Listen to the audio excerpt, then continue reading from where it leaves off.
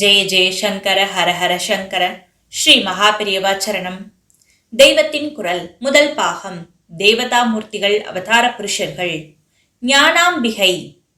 ஸ்ரீவித்யா என்று தேவி உபாசனையை சொல்கிறோம்.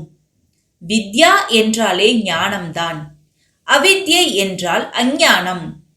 ஞானப்பால் தருகிற குருவான அம்மாவாக அம்பிகை இருக்கிறாள். இந்திராதி தேவர்களுக்கும் ஞானம் தந்தவள் அவளே என்று சாம வேதத்தைச் சேர்ந்த கேன உபனிஷதம் ஒரு கதை சொல்கிறது. கதை இதுதான். ஒரு காலத்தில் தேவாசுர யுத்தத்தில் தேவர்கள் ஜெயம் பெற்றார்கள்.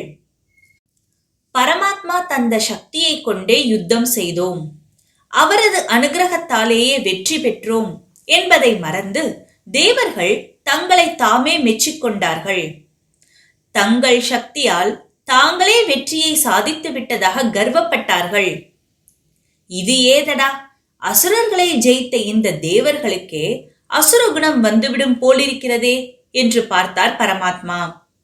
அவர்கள் அப்படி கெட்டு போகாமல் ரட்சிப்பதற்காக அவர்களுடைய கண்ணு கெட்டுகிற தூரத்தில் அடிமுடி தெரியாத ஒரு ஜோதி ஸ்வரூபமாய் நின்றார். இதென்ன யக்ஷ வடிவம் என்று தேவர்கள் அதிசயித்தார்கள். நமக்கு புரியாததை யக்ஷினி என்று இப்போதும் சொல்கிறோம் அல்லவா? அம்மாதிரி தேவர்கள் அதை யக்ஷம் என்கிறார்கள். அதனிடம் அக்னியை அனுப்பினார்கள். அது என்ன என்று தெரிந்து கொண்டு வருவதற்காக அக்னியை அனுப்பினார்கள்.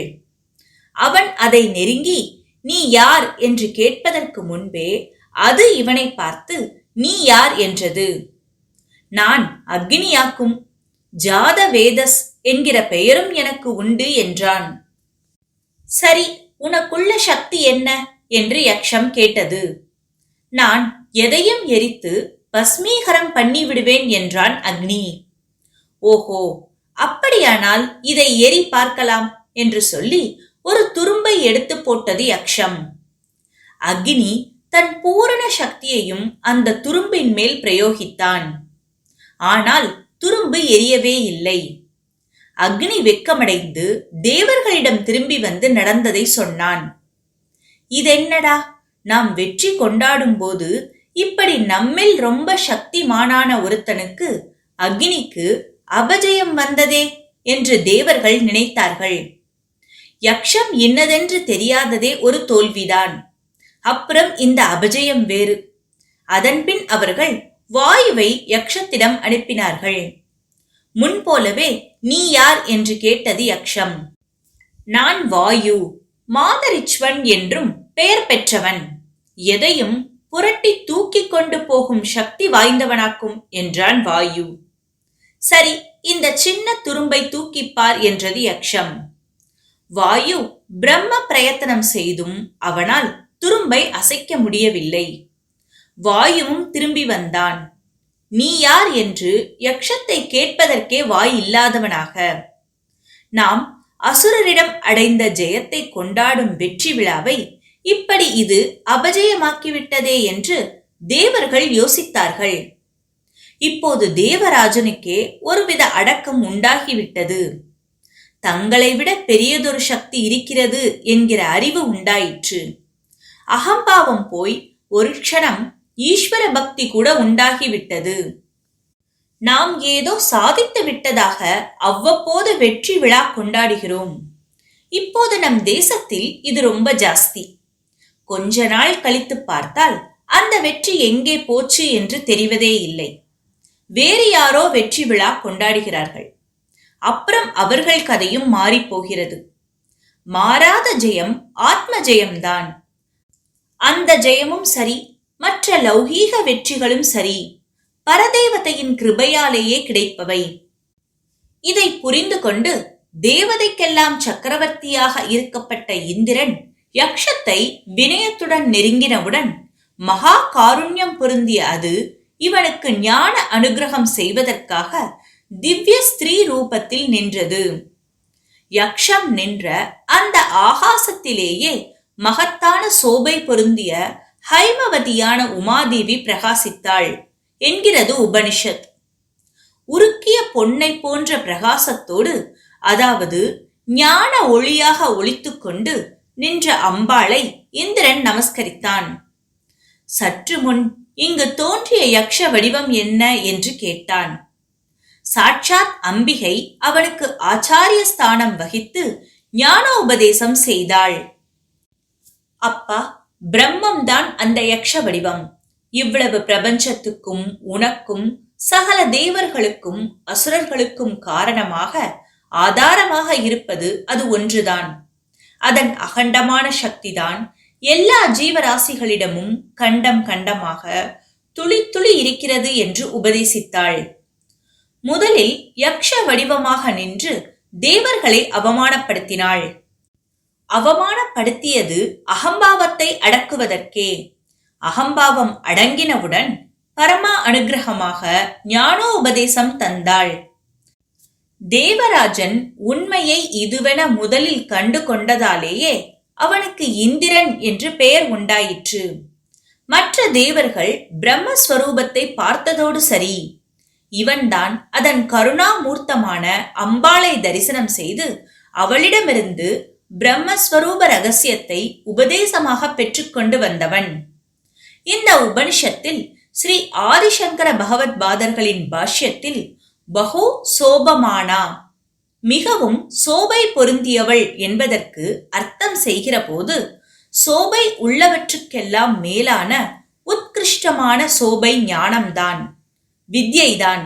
அந்த வித்யா ரூபினியே உமா. ஹைமவதியாகி ஹேம அதாவது பொன் ஆபரணங்களை அணிந்தும் இந்த சோபையை வெளிப்பட காட்டுகிறாள். எல்லாவற்றையும் அறிகிற அறிவான சர்வக்ய தத்துவமே பரமேஸ்வரன். அந்த அறிவோடு இரண்டர சேர்ந்திருக்கிற ஞான ஸ்வரூபிணியே அவள் என்கிறார். அறிகிறவன், அறியப்படுகிற பொருள், அறிவு எல்லாமே தானாக ஆகிய ஏக வஸ்துவான பிரம்மத்தின் சக்தி அவள். சித்தமிசை குடிகொண்ட அறிவான செய்வமே என்று இந்த ஞான ஸ்வரூபத்தை தான் தாயுமான சுவாமிகள் சொல்கிறார். அடிமுடி தெரியாத யக்ஷ வடிவம் என்று சொன்னவுடன் இந்த கதைக்கும் அருணாச்சலத்திற்கும் சம்பந்தம் இருப்பதாக தோன்றும். இந்த உபனிஷ கதை ஸ்ரீ காளஹஸ்தியுடனும் சம்பந்தப்பட்டிருக்கிறது. நான் காளஹஸ்திக்கு போயிருந்த போது கிரி பிரதட்சணம் செய்தேன். வழியில் ஒரு மலை மேல் ஏறி அங்கு வனத்தில் உள்ள சிவலிங்கத்தை தரிசனம் செய்து கொண்டேன். அந்த லிங்கம் சகஸ்ரலிங்கம், அதாவது லிங்காகாரமான ஒரே சிலைக்குள் சின்ன சின்னதாக 1000 லிங்கங்கள் வடித்திருக்கும். அந்த சகஸ்ரலிங்க ஆலயத்தில் யக்ஷலிங்கம் என்று ஒன்றை சொல்கிறார்கள், இந்திரலிங்கம் என்றும் ஒன்று இருக்கிறது. காளஹஸ்தி பெரிய கோயிலில் இருக்கிற அம்பாளின் பெயரோ ஞானாம்பிகை அல்லது ஞான பிரஷ்னாம்பிகை. பிரஷ்னம் என்றால் பூ. ஞான பிரஷ்னாம்பிகையை ஞான பூங்கோதை என்பார்கள்.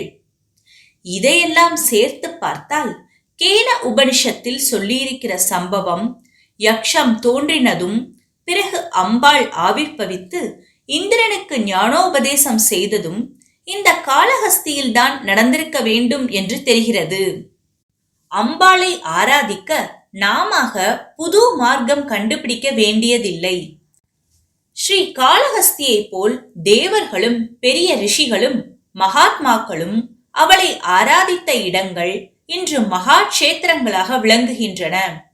அங்கே போய் நமஸ்கரித்து தியானம் செய்தால் போதும், அவளுடைய கடாட்சம் கிட்டிவிடும்.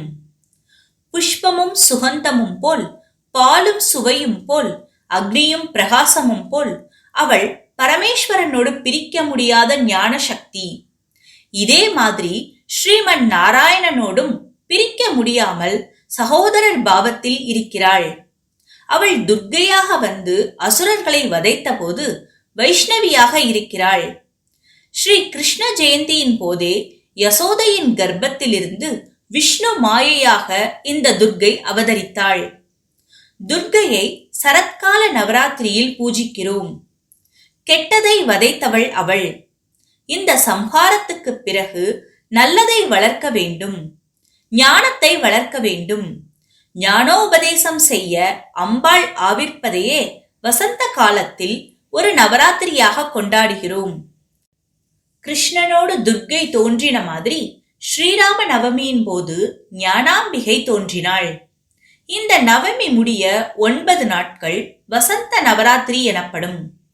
சண்டிகையாக உக்கிர ரூபத்தில் எந்த பராசக்தியை சரத்கால நவராத்திரியில் பூஜித்தோமோ அவளையே இப்போது சௌமிய ரூபத்தில் ஞானாம்பாளாக பூஜிக்க வேண்டும். சண்டிகையாகி கெட்டதை சிக்ஷித்தவளே ஞானாம்பிகையாகி நல்லதை உபதேசித்து ரட்சிக்கிறாள்.